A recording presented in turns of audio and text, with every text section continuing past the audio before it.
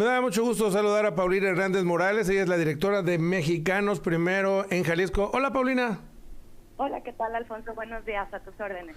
Bueno, pues me llamó mucho la atención la propuesta que traen ustedes de los mentados agentes educativos que serían para el próximo ciclo escolar 2021.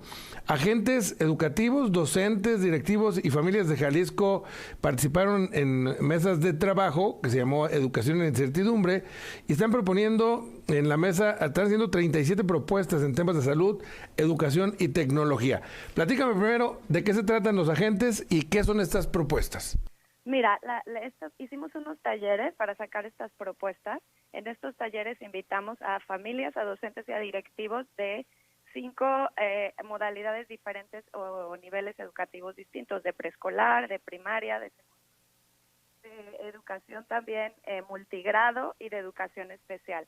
Esto lo hicimos primero basándonos en una investigación que por ahí les debió de haber llegado, la sacamos en el mes de mayo, sobre cómo nos está yendo con la pandemia y la educación, ¿no? Y ahí sacamos datos de conectividad interesantes que los habíamos tenido el INEGI anteriormente, pero que no los habíamos analizado en términos educativos y cómo en una pandemia como esta nos afecta. Por ejemplo, que el 26% de los hogares en las zonas rurales tienen internet en su casa, solamente el 26%. Y en las zonas urbanas el 66%, ¿no? Entonces todo eso hace tener educación a través de plataformas digitales o a través de internet, ¿no? Que nos han presentado eso tanto el gobierno federal como el gobierno estatal.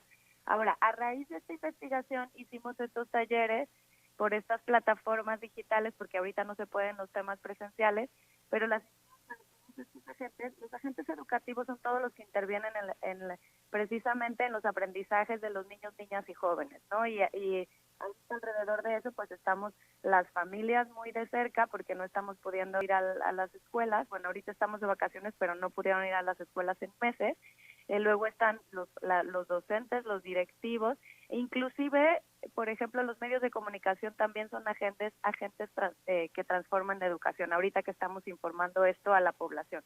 Entonces, de ahí se sacaron propuestas en diferentes ámbitos para entender un poco qué es lo que necesitan los docentes, qué es lo que necesitan las familias, cómo nos sentimos también emocionalmente, porque hemos estado muy al pendiente de la salud física, digámoslo así, con todo el tema de la pandemia, pero no de la salud socioemocional.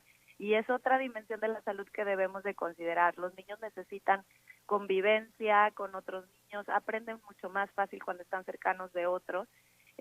Los papás también necesitan un tiempo para irse a trabajar, también necesitan estar preparados para tener apoyar a sus hijos en este tema de la educación a distancia, y todo eso ha sacado situaciones complejas para las familias, ¿no? Uh-huh. Entonces, yo creo que es importante ahorita que consideremos todo eso, porque sigue siendo complicado el tema del regreso a clases presencial. Sí. Si nos preguntas a nosotros, obviamente la educación presencial es mucho más efectiva y los aprendizajes son más altos de manera presencial. Entonces se están analizando las maneras de cómo se puede volver a clases, de qué manera se puede volver a clases para que nuestros niños y niñas tengan todos los aprendizajes deseados. Oye, Paulina, yo estoy absolutamente de acuerdo contigo. La educación presencial es mucho más efectiva, sobre todo porque estamos de alguna forma formados en ese esquema, ¿no? Habrá seguramente quien desde casa le pone más empeño que lo que le podría poner el maestro en la escuela con sus hijos, y a lo mejor hasta ha elevado la calidad educativa, pero me parece que eso serían excepciones. No obstante, tenemos que vivir con eso los padres de familia, con que el regreso a clases, yo calculo, así a ojo de buen cubero, que en este año de plano ya no se dio, y si acaso entrando el que entra, ¿no? Pues mira, la verdad no se ha tomado esa decisión. Ojalá no tengas razón.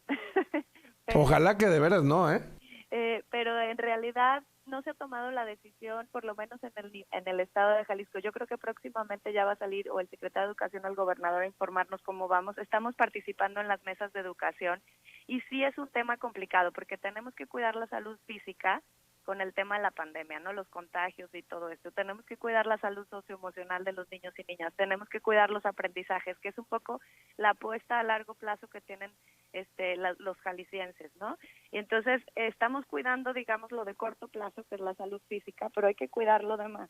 Entonces, es un poco barajear todas las, o hacer una pues tomar en cuenta todos los aspectos que están sucediendo ahorita con la pandemia para tomar mejores decisiones. Sí, obviamente tiene que estar el semáforo en verde, o tienen que estar pues la situación de los contagios un poco hacia la baja, o por lo menos estable, y no ahorita como de subida como se ha visto en las últimas semanas. Y entonces, a partir de que veamos eso, sí buscar que exista la posibilidad de tener educación presencial, pues lo más pronto posible, ¿no?